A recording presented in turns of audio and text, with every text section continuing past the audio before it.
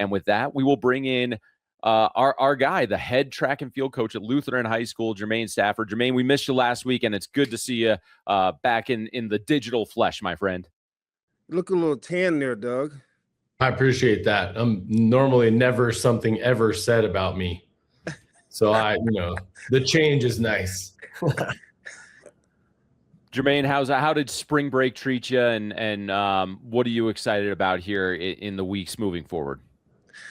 Well, spring break for, guys like myself, coaches, and here at Upswing, it is not a break. It is spring fest, right? It is fast, it's fest, and we're pivoting. We are servicing, many kids, many different sports for, many different ages. So we're happy. I mean, here at Upswing, we had multiple daytime, sessions available.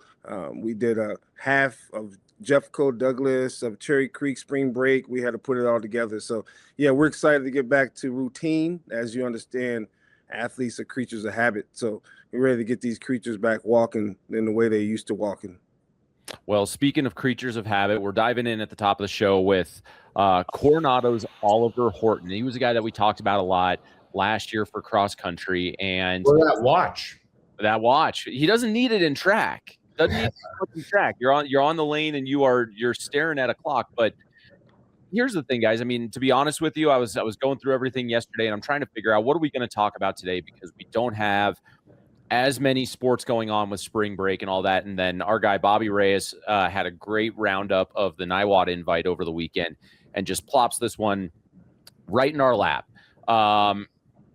Oliver established himself as one of the top runners in the state in cross country, and he only reinforced that this weekend. He ran an 8:56.1 3,200 meter run, and that's against the best runners that the state has to offer. We're talking about kids from Mountain Vista, from Niwot.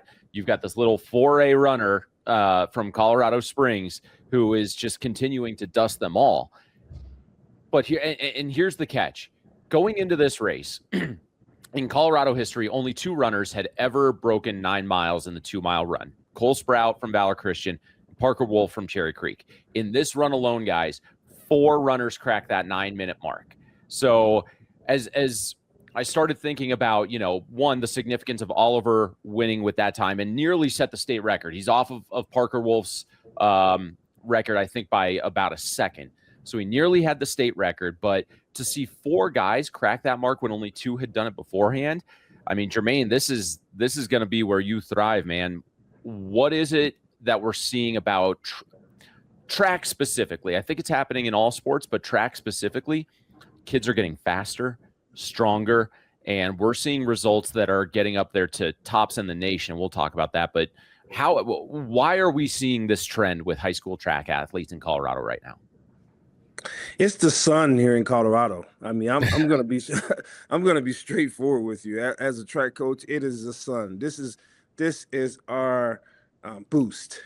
When we can compete at weather that you've seen over the last 3 weeks, as much as people may be complaining about it, they need moisture, there's no snow, it's too hot, it's too warm. For track and field in Colorado, it's beautiful, right? It allows these athletes the opportunity to perform at the highest level in the best conditions. And at some of these other states, you talk about California, Florida, Texas, those states that have typically those big numbers, you'll see that now here in Colorado, we have great weather. As a track coach, I can tell you, I've been to probably 6 track meets already, and I'm layering off, right? I'm taking the jacket off because of the weather, which is great. So, and just in general, I could tell you, the young man that you see running here, I mean, Horton, that is amazing what he is accomplishing and able to put down. Colorado has always been known, obviously, speaking of Niwot and that invitational, we've been known for distance running in this state, but we also have some great opportunity to run in altitude. I mean, we are at 5280. I mean, we're up here, we're running here, and we train in this weather. And when you have the combination of the heat along with being in altitude, we're going to have great performances like this. I can tell you, seeing this time it takes me back. I mean, I coached Cole Sprout. I was blessed to be at Valor at that time, and I remember Cole breaking some of those records. And I remember we're at Oregon Relays, and he's running that record, and he finished, and he thought his shadow was actually chasing him, right? That's what made him run faster. I mean, he was by himself. Like this young man, he wasn't by himself. He had a push. Unlike the Shadow, he had a push for some other, competitors in that race. We'll see that throughout the year with the weather staying the same. And, coaches are dialing up the right competition.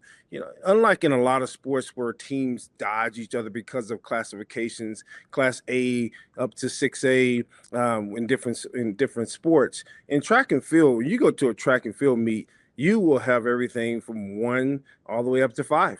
Right? You will have those competitors.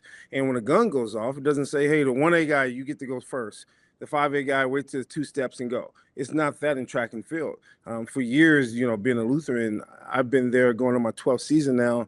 We started at 2A. I used to be down there at Lyman, the good old-fashioned Lyman Invitational. I remember being at a 2A meet we primarily compete only at 5A track meets.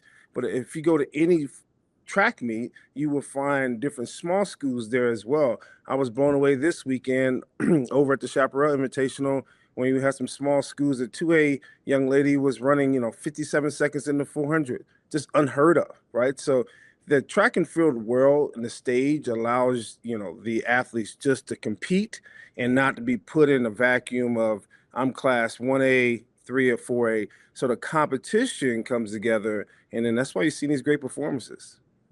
Well, I would say, Jermaine, and by no means would I discount anything you just said as far as weather and altitude and competition, all these things, but I don't think guys like yourself are getting enough credit. And I say that because when we started Mile High Sports, it was 23 years ago almost, there was nothing like Upswing. I want to say nothing, but very few and far between.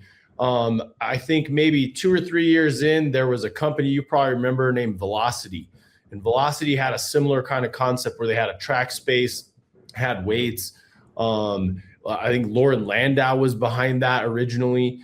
But, there's more and more of those kind of things. And I think as the state gets better, as kids get better at what they do, those kids grow up and they come back and become coaches.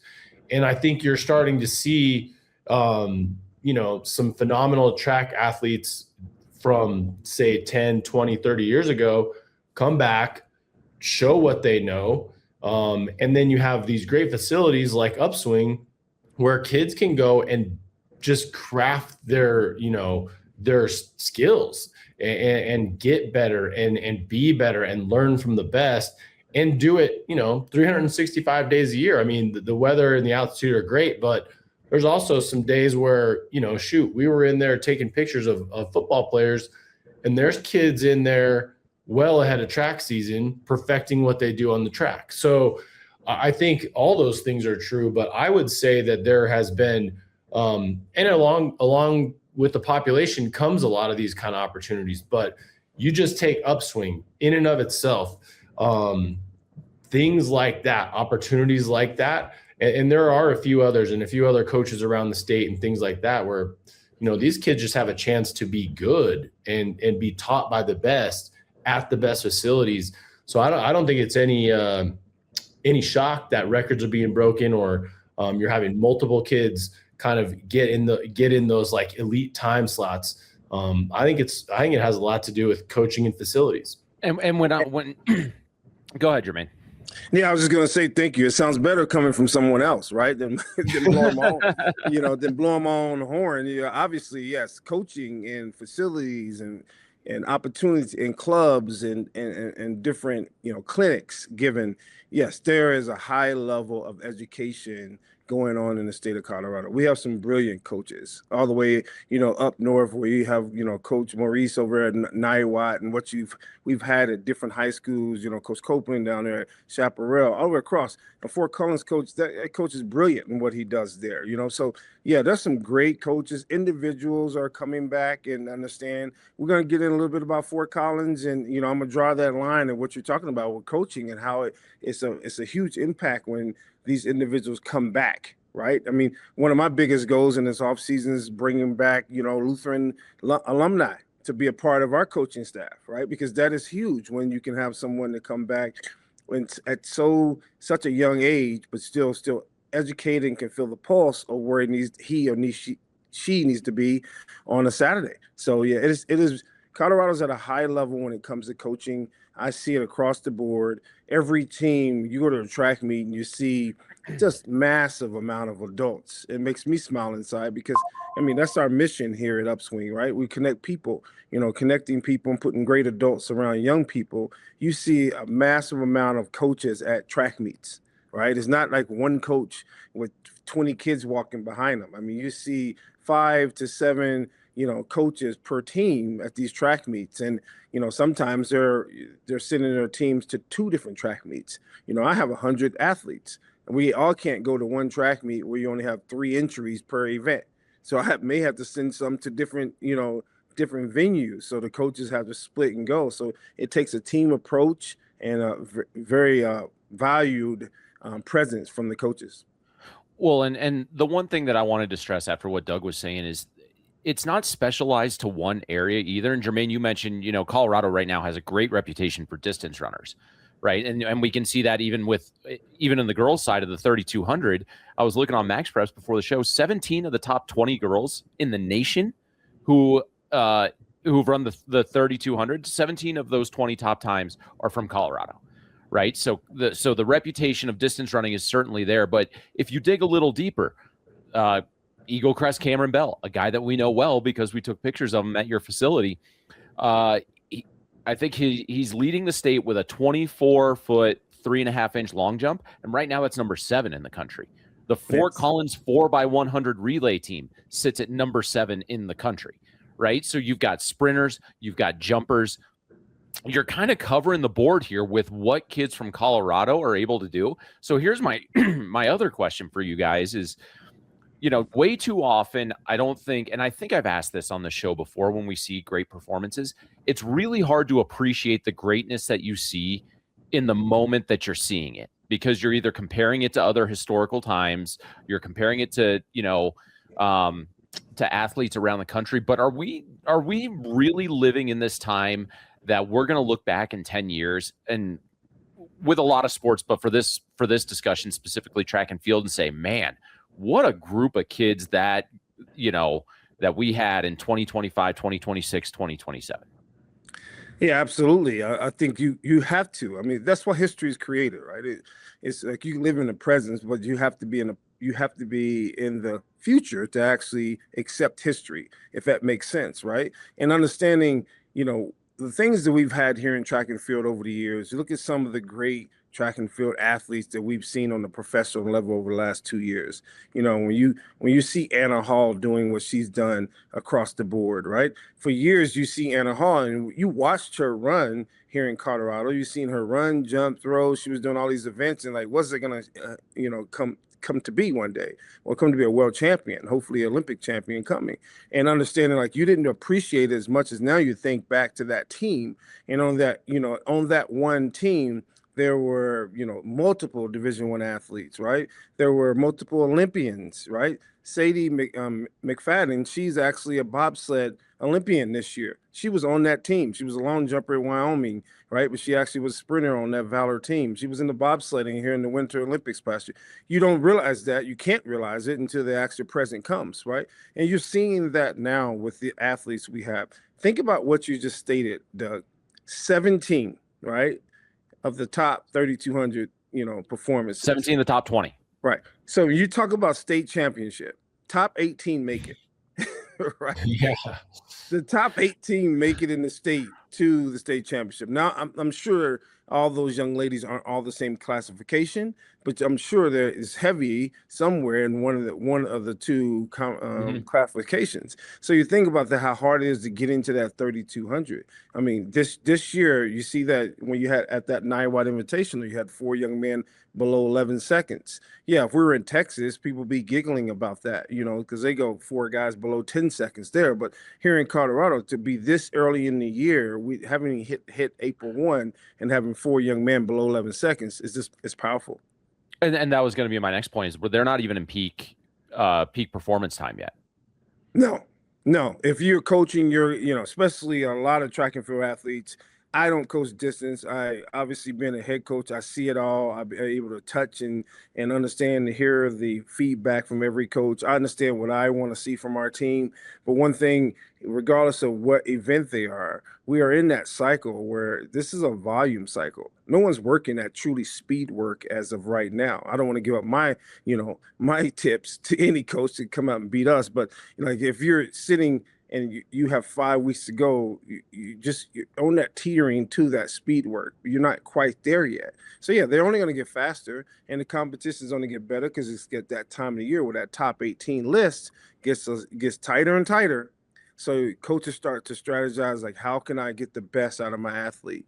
Some of my 300 hurdlers, they were running the 400 and 4x4 this past weekend, not the 300 hurdles. Right? I want to get you strong enough so come May, you're strong and you're fast. So how you create, that periodization for your track team is very important. Everyone goes out to a track meet and they want to see a PR every week, right? Well, imagine if you're PR every week, you can't do it 9 weeks in a row, right? You just can't do it 9 weeks in a row. So you want to hit it where you can make sure that your athlete is hitting that top at the perfect timing, and it's a tough situation. And Doug alluded to it the best. That's why facilities and trainers are great when they can understand periodization and how to taper off. The years of having that opportunity to work, with Lauren Landau and understand like the combine, and you're getting ready for the combine. You bring these young men in January, they're getting ready to try to run their fast 40 come, come February and March time in combine. When do you taper them off, right? So it's not the same thing with track coaches. Like, you have to understand you can't run every week. I mean, you can't run every race. My top sprinter this weekend, he was in 100 meters. Right. And everybody's like, wow, Carlos Solo's running 100 today. Yeah, he's running 100 today for speed work. And he went out there and he upset everyone in the 100 and he won the 100 and ran 10:91 in the 100. He's a 400 meter guy. Right. So to pop in there to get that speed work, and not only speed work, as a coach, I'm looking to get him some competition early that it doesn't have to take his body away.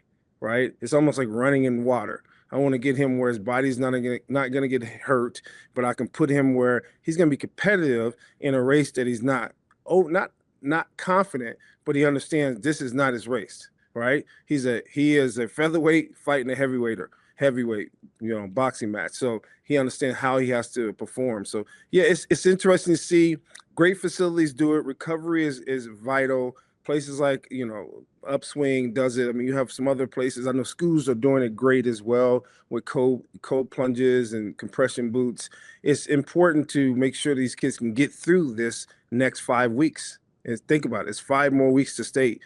Sounds like it's a long time, but for a coach, it's very short. Well, think about all the stuff you just said. And, going back to your original question, Dan, in 10 years, are we going to be looking back at this class of kids and thinking, man, this was an amazing class? In some ways, yes, but I would bet that in 10 years, we're going to be sitting here and you said, the top 4 runners cracked 9 minutes. Well, I think, it's going to be everybody doing that. That's just going to be the progression of the sport. I mean, you think back to Jermaine, like Yolanda Johnson, one of the best hurdlers that's ever come through the state. But my guess is that when she was in high school in the 80s, a majority of the programs, they had a coach that was a PE teacher, and he figured out which kid was the fastest and put them in the right race and hoped that they were athletic enough to win. But you look at Yolanda, and she was a member of that Flyers club, and Tony Wells was an expert coach, and those kids really outperformed everybody. Yolanda was an exceptional talent, but it took 25 years for her own daughter to break her own record in Dior Hall. So, I think that a little bit of it is you look at the eras that we've been through. And like I said, I'm guessing when I was in high school, whoever was the track coach just kind of took an inventory of who he had and what he had and put them in the right slots and called it good. Now, I think every coach, not every coach certainly, but there's a lot more coaches doing what you're talking about, Jermaine, really fine-tuning what an athlete's skill set is and figuring out when they're going to peak and how to get them to that peak. And I think a lot of that comes back to what I was saying earlier. There's more talent. There's guys like yourself that were elite runners that learned at, great universities like Michigan State coming here because it's a great place to coach and live and all that. And then you have other athletes that were great track runners from here, go on, learn from programs in the SEC and ACC and Big 12, and then they come back and they're coaches. So I think that it keeps funneling. So yeah, Dan, in 10 years, I don't think that we'll think Oliver Horton, was an average Joe, but I'll bet you there's kids that beat what Oliver Horton does in 10 years. Yeah, I mean, that would be the case, right? Because you had Cole Sprout, you had Parker Wolf, and those are two kids that, I mean, Jermaine, you said you coached one of them. I watched both of those guys compete. And at the time, you're just floored at the capability that those guys have to do what they did. And to see this, to see this junior, and remember, Oliver's only a junior. He's got another year of high school left. And if he's smart, if he's smart with his training and his development and his recovery, he's going to blow his own records away. I would dare say right now his goal for cross country season in the fall is to take down his own record at Norris Penrose, which would be another incredible feat. I like kind of staying in the moment and trying to appreciate what these kids are doing in the moment that they're doing it. Because Doug, you and I, we watch and cover and pay attention to so many team sports throughout the course of the year. I'm trying to think of moments where, we saw kids competing that we wish we had appreciated that moment a little bit more. And that's just, that's what I want to make sure we do, because Jermaine, you're the track aficionado here, right? I certainly pay enough attention because of what I do, and I'll be at the state track meet for all 3 days. And, when you come up to a Scotty Vines or, like an Elise Cranny back in the day, all those kids, like you're always going to know who they were, but it's really, really tough to find in the midst of a regular season to be able to identify these performances, and not just from Oliver, but from all four of those kids who broke 9 minutes. And all that information is available at Bobby's story at coloradopreps.com. But you're seeing something that is really remarkable just in terms of Colorado high school track. Yeah, we truly are. We truly are. And you take me back there, Dan. I think, and you would think I wrote this script of the story, but you're talking about Scotty Vines and, out there in DeBeck. I work with his family out there in Grand Junction. I seen that kid. And next week we have to show the picture. I have a picture when he was shorter than me. Think about that. Oh no. Right? He was yes, I have a picture with my arm over him when he was a young buck out there in Grand Junction. We had a lot of nonprofit work out there in the Grand Junction area, and his mom was one of our, preschool teachers out there in that area when I first met the young man. And then 7 years later, you see him at state meet jumping over 8 feet, pretty much, looking at it. And then you talk about Elise Craney, like she was my athlete at Fairview in 2005 when I was the head coach at Fairview High School in 2005. So, you think about that. Yes, that's the beauty of it, right?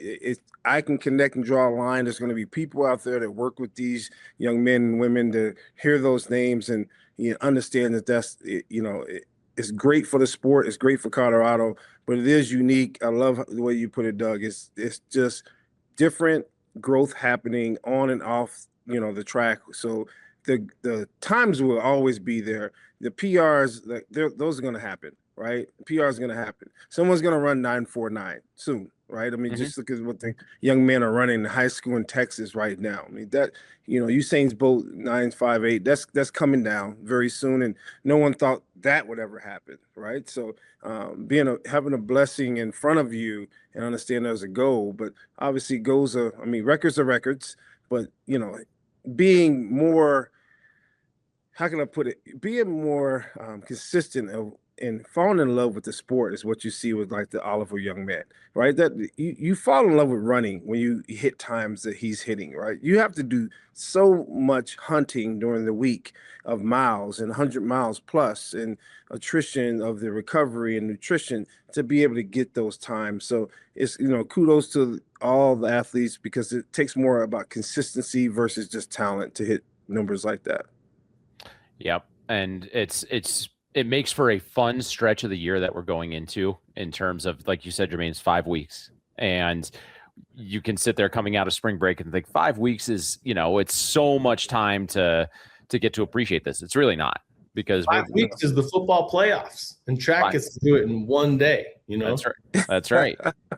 Yes. So, it's going to be a fun 5 weeks for sure. We've got, a lot more spring sports action going on. Jermaine, are you up for chatting some baseball, lacrosse, all the good stuff, or do we give you your track fix enough that now you got to go make those kids better? Well, you call it. I'm an East Coast guy, so we bat better and we play lacrosse better than anyone out here. So I just want to put that out there. Yeah, just especially on the lacrosse side. I'm a New Yorker, so I'm by that Syracuse, New York, Rochester area. So they play good lacrosse up there in that area. But your call. I'm here. I definitely then would you're love to sticking talk around. about. If it's my call, then you're sticking around. So, I mean, there's a number one next to those Lutheran Lions, so I guess we better have you stick around. So I've been waiting for you to say that for a long time. Well, I'm always paying attention, man. So we're going to get into it's really the top of the selection seeding index rankings. We did this a little bit with basketball, but just trying to break down what the outlook is for some of these team sports squads that are finding their way at the top of the rankings. We'll be diving into that and much more right after this on the Colorado Prep Show presented by Upswing.